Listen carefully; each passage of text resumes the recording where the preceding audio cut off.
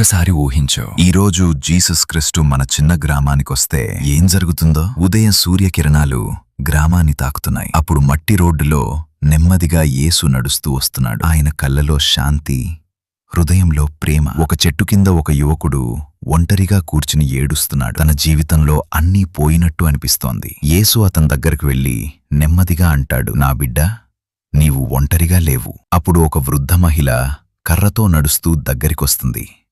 ఆమె కళ్ళలో కన్నీళ్లు.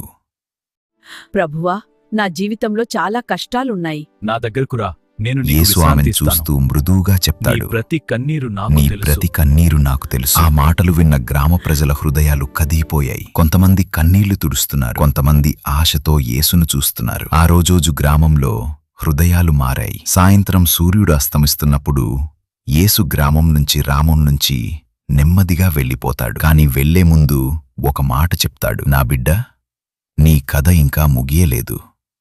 నన్ను నమ్ము, నేను నీతోనే ఉన్నాను.